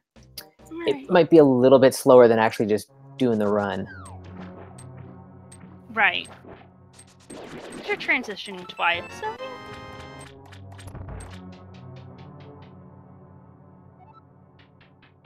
So Aeralis doesn't fall victim to Trolldorm. And he's rewarded with a burrito.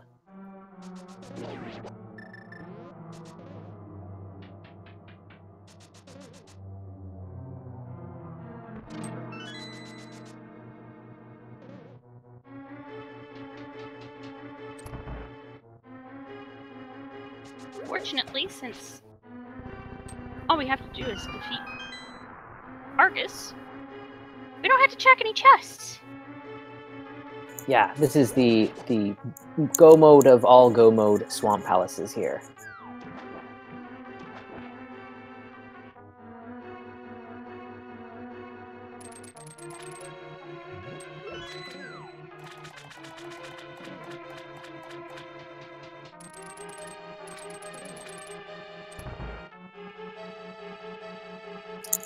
Those Aga patterns weren't really too friendly. We saw Kohrek get a triple on the one cycle there, but yeah, not fun. Aeralis had a little bit of trouble there, but manages to get Aga 2 down.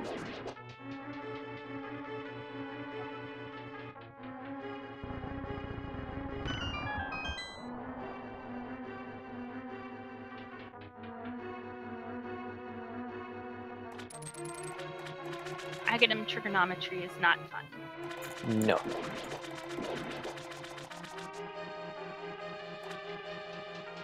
Ah, so Aeralis going the other way here. He's going to go for Swamp first before Aga 1.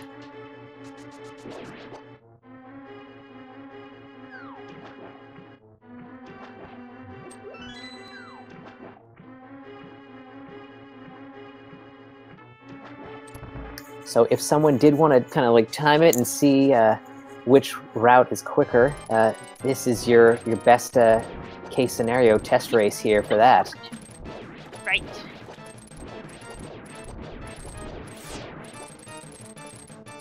Very easy, Argus. If you can catch the little guys. Yeah, looking good.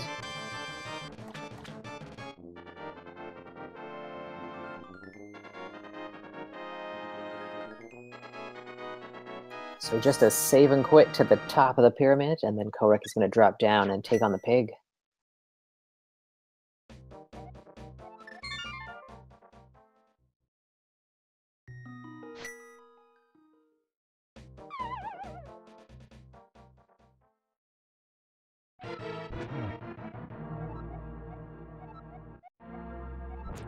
So with Butter Sword and Silver Arrows and a blue mail just in case, this should be no problem. Ganon apparently was also really hungry too, because we had mentioned those nacho plates and burritos earlier.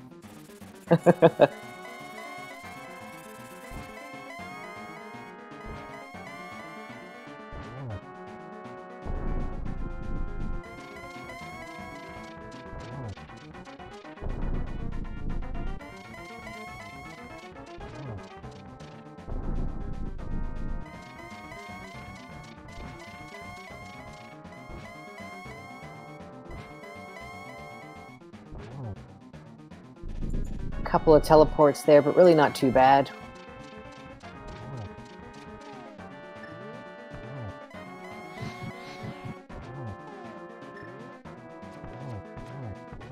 Oh, and a swag triple here to finish it off. I'm going to tease with a ball.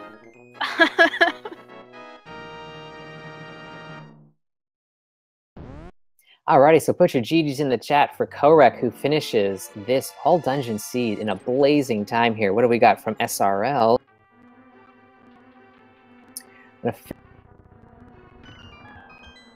Official time of 1:43:12. So exactly what you see on the screen there.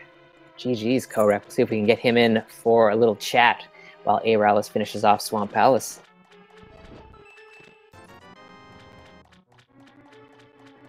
And just like that, we are joined by our winner. It's Kohrek. GG's, man. GG. GG, thank you. So I guess give us some opening thoughts on that one. Pretty linear, although it was a little bit more free in the middle section, I guess. Yeah, I mean, it was, it was a seed where you full cleared the light world.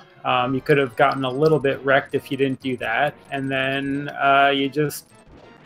it really didn't matter. You could have sped it up a little bit, but for the most part, you just go and do what's in front of you and it'll all work out. The interesting part for me was the only item I needed was Mirror, and that could have easily been in Ganon's Tower. So I had to make a call at one point that I was just going to stop checking out of the way things and just, do stuff that was right in front of me and look in the basement in GT. And, well, wasn't in Ganon's Tower, but it was right in front of me. So.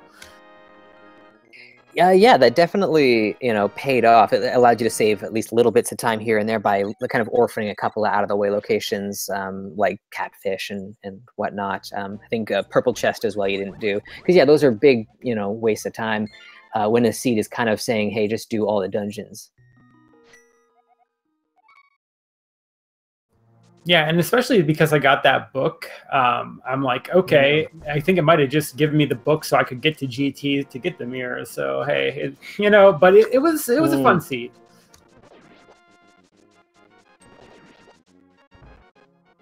Right.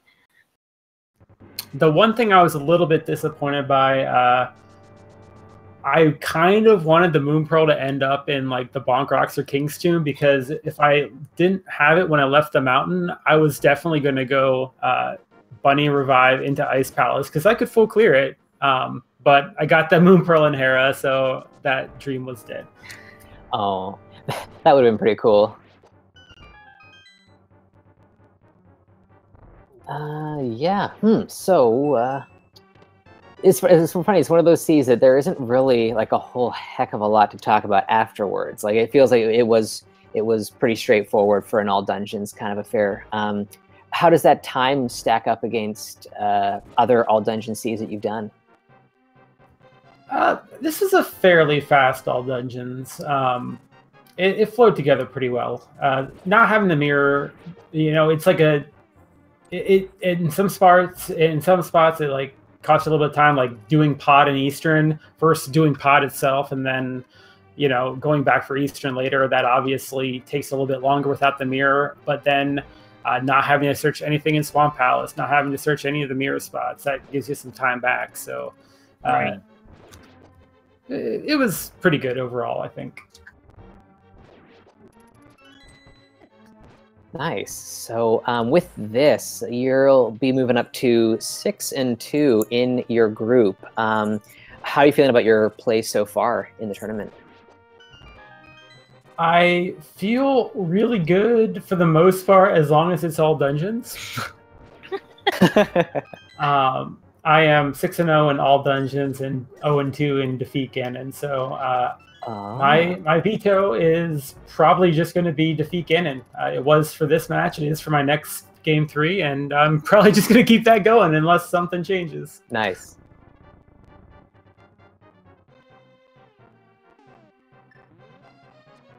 And do you have any matches currently on the schedule for the next couple of days? Yeah, Weighty Words and I are doing game 3 on Wednesday night. The bot gave us a wonderful all dungeons hard inverted to tap on with. So. Oh my! Well, that should be a pretty good race, seeing as Weighty is 6 and 1 in your group. So that's going to be a clash of the group leaders right now. So that should be something to look forward to. Yeah, I think we're both looking forward to it. Nice. All right, guys, I just want to say thank you very much for the commentary, and obviously for the tracking, and for everybody out there watching, and just for the restream in general. I'm going to let you finish up commentating Aeralis' run here, and GG's once again. Well, thanks for joining us, Kohrek. Have a good night, man. Yeah, Thank you. Too.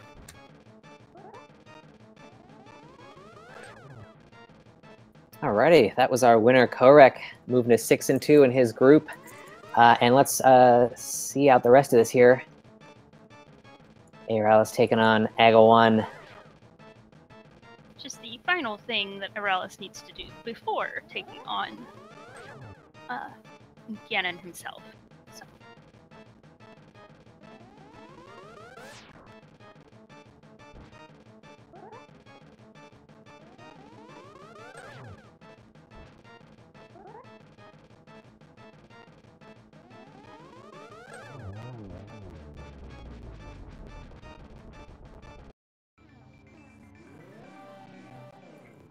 Alrighty, so Aeralis is heading into the Ganon fight.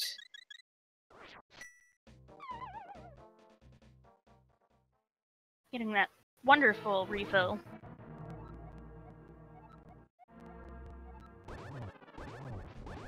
Again, with the same equipment as Kohrek had there, Butter Sword and the Silver Arrows, this should be pretty easy. Aeralis did not go back for any kind of mail upgrade, so he's doing this on green mail. I have to be a little careful not to get hugged, but other than that, should be a pretty easy fight. Or tapped by a bat.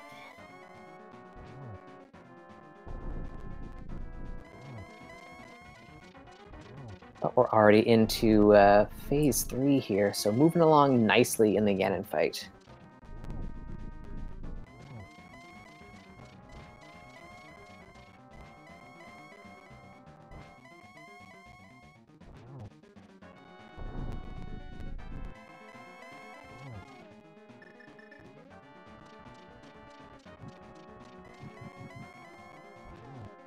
All right, going for the torch glitch there, and lands a double.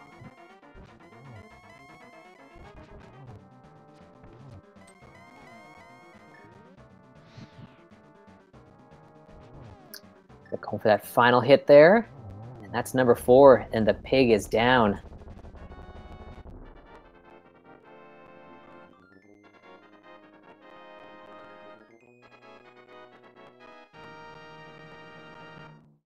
Alrighty, so get your GGs in the chat for Aeralis, finishing up with a time of 151.15. That is still a really good time for an all dungeon seed, so we'll see if we can get him in for an interview in just a second. I just noticed that Triforce text was pick us up before we get dizzy. Alrighty, I think I see him in our little waiting room there. Let's pull Aeralis in.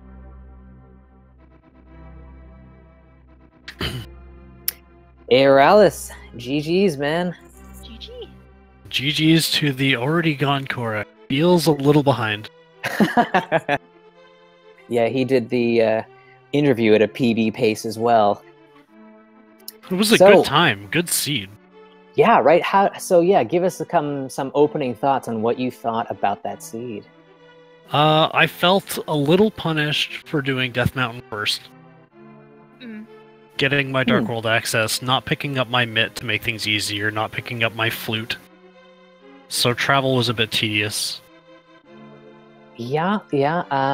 It's interesting that when we were watching that early game there, that didn't affect you too much because Kohrek went up a little bit later with full Dark World access. He had the Titan's Mitt, so he was able to do Dark Death and Hookshot Cave as well.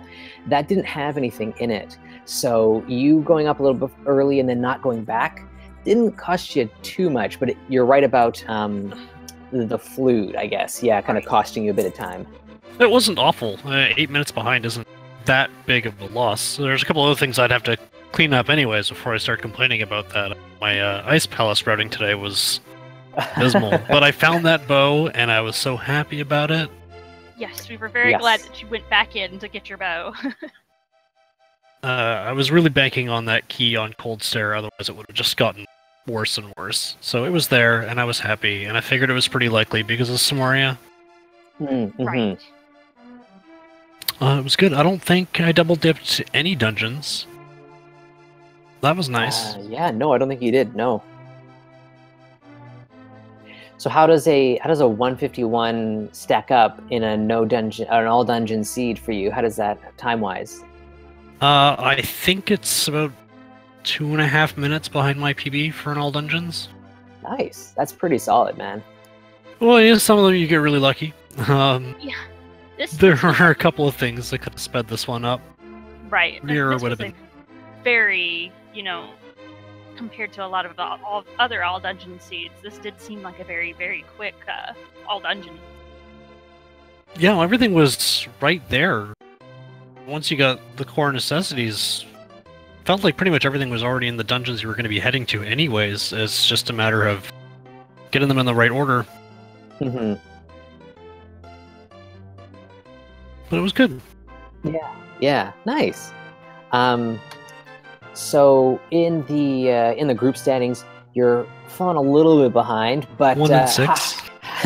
How are you feeling? How are you enjoying your tournament experience so far? I guess. Well, this is only the second tournament I've done behind cool. the 2v2 Mystery Seed tournament, which is a completely different ballgame. Yes! So That definitely was a completely different ballgame. lots of entrance rando. None of that here. Super happy about that. Gotta add. Yeah. It's nice. You get to compete against a lot of really good people, and really gives you a feel for where you're sitting at. I know that there are things I have to clean up, and this really narrows down exactly which things I need to be focusing on, and that's nice. Yeah, definitely. Qualifiers were huge, so that got to give me a good idea as well. And it's not like I'm necessarily out of the race, but between Weighty Words and Kohrek, it's looking like things might be over. Well, never say never, but yeah, those two kind of have a lock on the top right now. Do you have any other matches on the schedule right now? I've got one coming up with lunchtime soon, but we haven't picked which day this week it's going to be. It's going to be sometime in the morning. Right, yeah, because he's over in Europe, so that makes sense. Cool, nice. Any final thoughts on this seed or anything else you're thinking about? I actually might go back probably sometime next week after I've forgotten where everything is and do the seed again, thinking to myself, don't do Death Mountain first, and just see what changes, because the routing would shift significantly, and if I happen to do smarter things like... I already don't remember where the fire rod was, that's a good example, because I'd like to have that on my first trip through Dark Cack. Mm-hmm. Just see sort of what happens. I'd like to see kind of how that goes. I've never thought to try a seed again, like after a little bit of time has passed. So that'd be interesting to see what you decide to do, and if you can kind of trim any time off of this run. Just feels like it's one of those things you need to look at. If you really want to see sort of what went wrong, it might give you a bit of a better idea, because then you could watch most of the seeds side by side, right, and see where you picked up time, where you lost it. Mm-hmm. I mean, Molorm, another thing that I missed by not doing South Shore. That's where it was.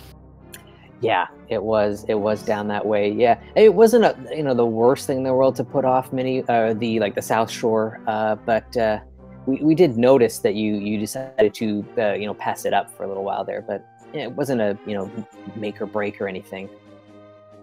Yeah, it was only a question of density. Mm-hmm, I mean, Old Man, Spectacle Rock, of course, Paradox Cave versus just the 5 in Mini Molorm Dam at Ice Rod Cave. Right. Bit of a toss-up. We got the hook shot. And I did learn that Flute was going to be available super early, so I got some knowledge out of it too. Mm-hmm.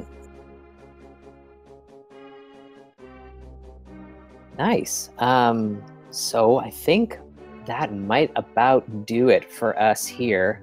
So GG's to our runners again. It was a great show they put on, really fast, all dungeon seed from both runners. So if you haven't followed them yet, you should definitely give them a follow. To our tracker, Vince Easter, for clicking those buttons for us. Much appreciated. And my co-com, It's Demo, thank you so much. I had a blast common with you here. I had a blast coming with you as well, Sabo. I've got to do this more often. yeah, let's totally do it more often. This is great. Okay, so I think that's going to do it for us here. So there's not too many races on the schedule for the rest of the night, so we might have to wait until tomorrow for more rando action, but hopefully we will see you then. So have a good night, everyone. Good night.